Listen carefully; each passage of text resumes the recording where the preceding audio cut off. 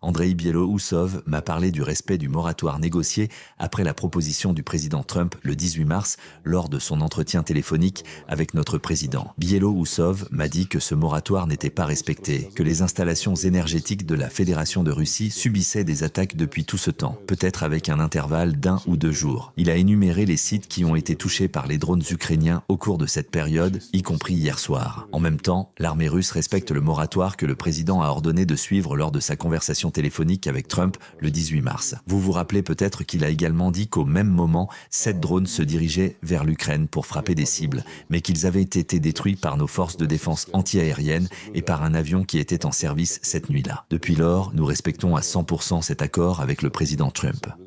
La Russie continue de respecter les accords conclus avec la partie américaine, ce qui influence fortement le rétablissement des relations de confiance entre les deux pays qui, selon Lavrov, ont été gravement endommagés par l'administration démocrate américaine.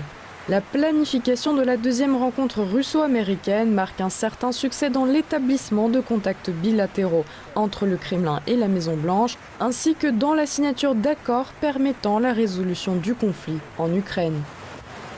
Et maintenant, on passe aux actualités les plus consultées sur notre site rtonafrique.tv. Désertion en hausse dans l'armée de terre française. Un rapport décrypte les causes. Selon les données de l'état-major des armées, 1485 militaires ont déserté en 2022, soit 56% de plus qu'en 2021.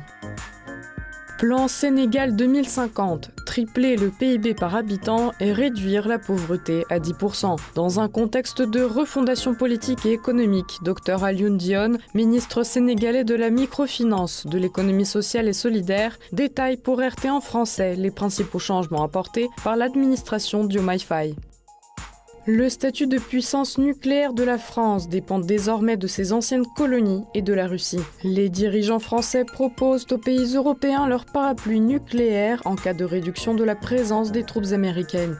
Mais il est peu probable que Paris puisse transférer même une partie de son petit arsenal nucléaire qui se limite à une connexion virtuelle des alliés à son infrastructure. Avec rtonafrique.tv, vous pouvez nous suivre partout où vous êtes. Et à présent, on retourne sur le reste de l'actualité de ce journal.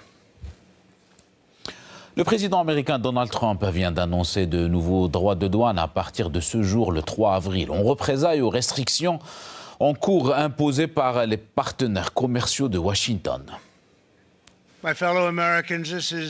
Mes chers concitoyens, c'est le jour de la libération. On l'attendait depuis longtemps. Le 2 avril 2025 restera à jamais dans les mémoires, comme le jour où l'industrie américaine est renée, le jour où l'Amérique a pris son destin en main, et le jour où nous avons commencé à rendre l'Amérique riche de nouveau.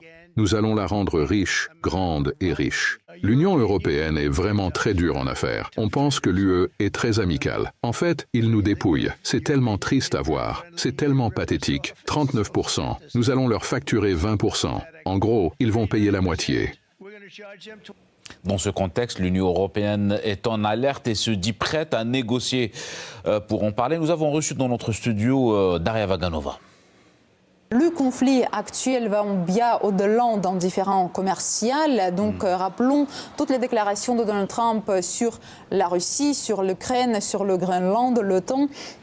Et donc, ainsi, nous comprenons qu'il y a beaucoup de désaccords entre la nouvelle administration de Donald Trump et l'Union européenne. Donald Trump a déclaré, donc il a fait une déclaration suivante, je cite, « L'Union européenne a été créée pour écorcer les États-Unis, c'est le but et ils le font parfaitement, mais maintenant, c'est moi le président. » Donc, le slogan de la campagne électorale de Donald Trump, « Make America Great Again », donc ça veut dire qu'il va agir lors de son mandat aux intérêts de son pays. Selon la présidente de la Commission européenne, Ursula von der Leyen, l'Union européenne ne veut pas nécessairement prendre des mesures de représailles et l'Union européenne a l'intention de négocier. Je propose d'écouter son intervention. Pour le moment, l'administration américaine a annoncé de nouvelles taxes à l'importation de 25% sur l'acier et l'aluminium, les automobiles et les pièces détachées. D'autres secteurs tels que les semi-conducteurs, les produits pharmaceutiques et le bois seront touchés par de nouveaux droits de douane.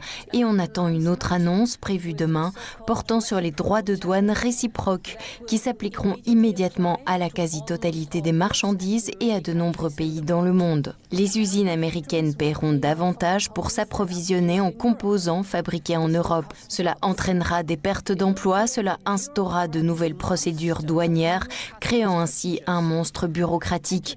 Et aujourd'hui, personne n'a besoin de cela ni aux États-Unis ni en Europe. Notre stratégie repose sur 3 piliers. Tout d'abord, nous sommes ouverts aux négociations. Nous aborderons ces négociations en position de force.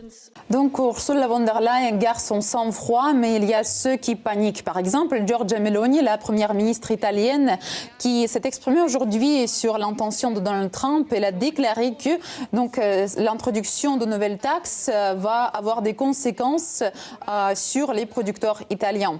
N'oublions pas aussi l'affaiblissement économique de l'Union européenne qui est causé par leur soutien de l'Ukraine qui ne s'arrête pas. Actuellement, l'Union européenne est l'allié numéro 1 de l'Ukraine. Et par exemple, je propose d'écouter Antonio Costa, président du Conseil européen, qui met en priorité la sécurité de l'Ukraine et pas le bien-être de l'Europe. La décision prise lors de la réunion du Conseil du mois de mars constitue un tournant dans notre effort en vue d'une Europe de la défense forte et souveraine. C'est le résultat d'une excellente coopération entre la Commission européenne et la présidence qui ont présenté un livre blanc juste avant la réunion du Conseil. À présent, il nous faut faire preuve d'un sens de l'urgence pour achever ce travail. S'il le faut, nous prendrons de nouvelles décisions visant à assurer une paix juste et durable en Ukraine, ainsi que dans toute l'Europe. La première contre-attaque de l'Union européenne était prévue pour le 1er avril, mais nous avons entendu Ursula von der Leyen qui a l'intention de négocier avec la nouvelle administration américaine et donc ils ont repoussé cette contre-attaque à la mi-avril. Je crois qu'ils vont attendre les actions de Donald Trump, mais il s'agit des droits de douane sur le Bourbon, les jeans et les motos Harley-Davidson. Donc ces mesures ont été introduites lors de la première guerre commerciale entre Bruxelles et Washington et gelées sous l'administration de Joe Biden alors que c'était une trêve commerciale. Les Européens préparent des taxes supplémentaires pour faire face à un éventuel échec des négociations, mais il faudra du temps pour que les 27 s'accordent sur une telle ou telle décision.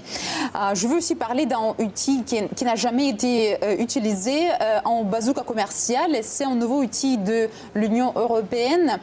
Le bazooka de l'Union européenne est destiné à servir de moyen de dissuasion. C'est comme une bombe nucléaire commerciale. C'est pour cette raison que ce moyen a un tel nom.